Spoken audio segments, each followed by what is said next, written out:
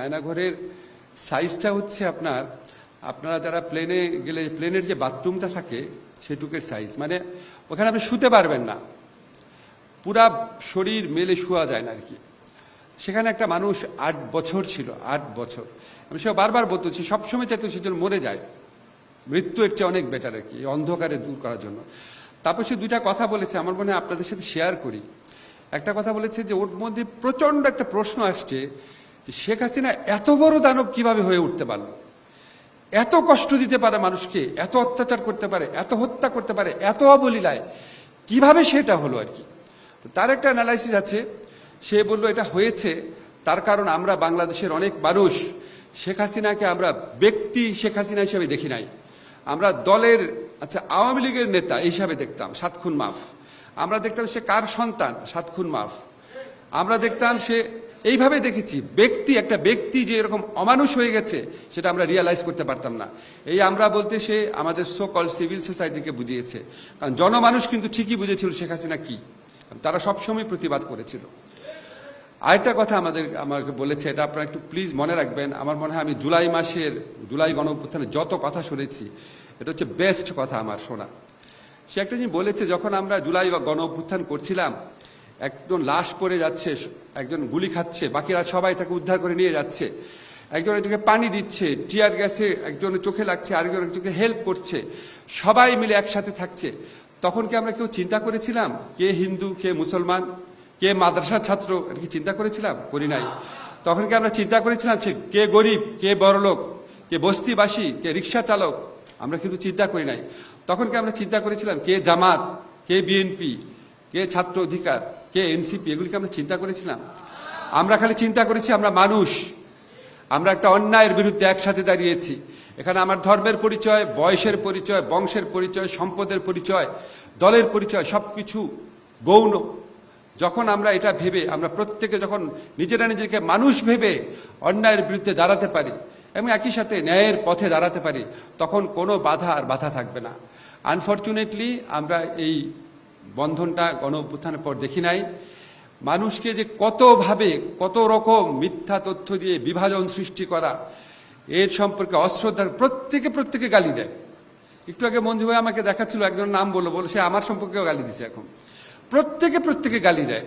আমরা কি জুলাই গণঅভ্যুত্থানটা এই অসীম স্যাক্রিফাইসটা করেছিলাম প্রত্যেকে গালি দেওয়ার জন্য, প্রত্যেকে মিথ্যা কথা বলার জন্য, প্রত্যেকে ইনসাল্ট করার জন্য, প্রত্যেকে ঝগড়া করার জন্য? আমরা কি গণঅভ্যুত্থানটা করেছিলাম বিভেদ করার জন্য?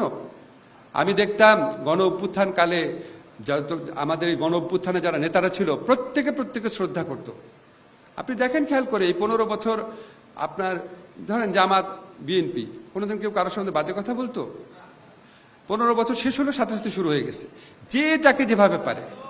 এই ছাত্র শিবিরকে বাজে কথা বলতে হবে, ছাত্রদলকে বাজে কথা বলতে হবে, আক্তারদেরকে বাজে কথা বলতে হবে, নূরদেরকে বাজে কথা বলতে হবে। এটার জন্য একটু চিন্তা করে দেখেন যে আমরা সবাইকে মানুষ ভেবে একসাথে আমরা এই দানবকে সরিয়েছি। এই দানবকে শোনার পরে আমরা নিজেরা কি করা শুরু করেছি। আমি পত্রপত্রিকায় পড়ি, জামাত বলে, বিএনপি বলে, এনসিপি বলে যে 11 পদধ্বনি শুনছি। একই সাথে এই কথা বলে, আবার একই সাথে নিজেদেরকে গালি দেয়, নিজেদের সাথে ঝগড়া করে। তো আমাদের মনে হয় জুলাইকে আমাদের মনে চিরস্থায়ী করে রাখতে হবে। জুলাই থেকে কি পেলাম না, জুলাইকে কি দিলাম সেটা চিন্তা করতে হবে। যারা কবরে চলে গেছে তারা তো আমি আর আপনি, আমাদের অনেক বঞ্চনা আছে, তাদের তো জীবনটাই শেষ। যে ছেলে অন্ধ হয়ে গেছে সে পৃথিবীর আলোই আর কখনো দেখবে না। আমাদের অনেক বঞ্চনা থাকবে, অনেকভাবে আমরা অনেক কিছু রাষ্ট্রের কাছে চাইতে পারি, কিন্তু আমাদের প্রধান দায়িত্ব হচ্ছে যারা জুলাইয়ে শহীদ হয়েছে, যারা পার্মানেন্টলি অঙ্গহানি হয়েছে, তাদের প্রতি আমাদের দায়িত্ব যেন আমরা কখনো ভুলে না যাই। আপনারা যে দাবিগুলো করেছেন, আপনাদের কথা শুনে আমার প্রথম যেটা মনে হয়েছে সেটা হচ্ছে আপনাদের যে সাফারিংস, আপনাদের যে অভিজ্ঞতা, এটা ডকুমেন্টেশন প্রয়োজন। এটা আপনারা যদি খুব অনেকভাবে ডকুমেন্টেশন করা যায়, ওরাল হিস্ট্রি করা যায়, বই করা যায়, স্মৃতিচারণের মূলক অডিও করা যায়, ভিডিও করা যায়, এটা থাকা দরকার আমাদের ইতিহাসে। আর এটা আপনারা স্বীকৃতির কথা বলেছেন, অবশ্যই আলাদাভাবে স্বীকৃতি হতে পারে, কিন্তু আমার কাছে মনে হয় কি আপনারা কি শুধু কারাবন্দী? আপনারাও তো জুলাই যোদ্ধা, অনেক বড় যোদ্ধা, ঠিক না? তা আমরা তো সবাই, এই যে মঞ্জু ভাই একটা কথা বলেছে যে আওয়ামী লীগ বাদে আমরা সবাই তো জুলাই যোদ্ধা ছিলাম, সবাই ছিলাম। এখন কতগুলো তালিকা করব আমরা? আর তালিকাবাজি, তালিকার পলিটিক্স তো আওয়ামী লীগ করে গেছে। আমরা বরং তালিকার থেকে বাইরে থাকি। আমরা যদি আপনারা চান, যদি আপনারা সত্যি মনে করেন যে তালিকা করা দরকার, আমরা বড়জোর একটা আমাদের যে জুলাই জাদুঘর হবে সেখানে অ্যাটলিস্ট আমরা একটা ডকুমেন্টেশন রাখতে পারি জুলাইতে। এই ডকুমেন্টের সাথে যদি আমরা রাখি, অন্তত আমাদের একটা স্মৃতি থাকলো, আমাদের মনে থাকলো।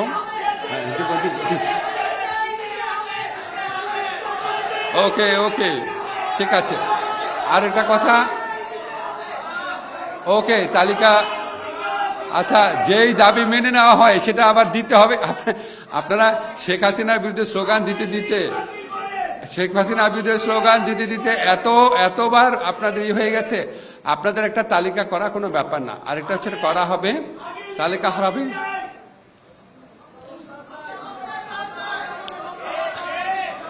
আচ্ছা, আরেকটা কথা আপনারা বলেছেন, আপনি তাহলে কথা বলেন, আমি চলে যাই। আসেন প্লিজ, আসেন প্লিজ, আসেন। আপনারাই বলতেছেন যে একটা এত বড় একটা সম্মানের ব্যবস্থা করেছেন, প্রথম কথা বলার ব্যবস্থা করেছেন, এগুলি প্রতিদান কি? এগুলি আশ্চর্য।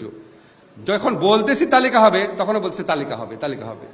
তা আপনারা যদি এরকম করেন, এরকম করলে তো এটা কি আপনারা যে এই অসীম স্যাক্রিফাইস করেছেন এটার সাথে মানানসই হয়? একজন দুজন চিৎকার করছেন, বাকিরা কত সুন্দরভাবে বসে কথা শুনছেন। Please pay respect to them. বাকি যারা খুব ভদ্রভাবে সুন্দরভাবে কথাটা শুনছে, আমি তো বলছি যে আপনাদের জন্য কি কি করা সম্ভব। এখন আপনাদের জন্য আমরা একটা প্রোগ্রাম আয়োজন করছি, এটার জন্য একটা ধন্যবাদ দেন। এটা অন্য কেউ করে নাই, ঠিক আছে? এখন আমরা আপনাদের যে ডকুমেন্টেশন, আমি আক্তারের সাথে কথা বলে চেষ্টা করব। আপনারা যদি বই করতে চান, আপনারা যদি ওরাল হিস্ট্রি করতে চান, সেটা সংস্কৃতি মন্ত্রণালয়ের ব্যাপার, এটা আমি তাদেরকে বলবো। আমার যেটা করা সেটা করছি। আমাদের কাছে একটা বলেছেন, আমাদের একটা মিসকনসেপশন থাকে, জেলখানার কথা বলেছেন। আমাদের পরোয়ার ভাই বলে গেছেন জেলের সংস্কার করেন। আপনাদের এখান থেকে আবার আওয়াজ উঠছে না, এখন না, ঠিক আছে? আমি বুঝেছি কেন বলেছেন, জাস্টিফাইবলি। তাহলে এখন যদি না হয়, এখন পরোয়ার ভাই খুব ইমোশনে বলে গেলেন, তাহলে কখন? তাহলে কি বিএনপি এসে করবে আপনাদের মনে হয়? জামাত এসে করবে? আর আমরা যদি করি আপনারা খুশি হবেন? শিওর? এটার বেনিফিট কিন্তু এখন যারা জেলবন্দি আছে ওরা পাবে। খুশি হবেন? হাত তুলেন, খুশি হবেন? ওকে, আপনারা যখন এটা বলেছেন, আপনারা এখনই যখন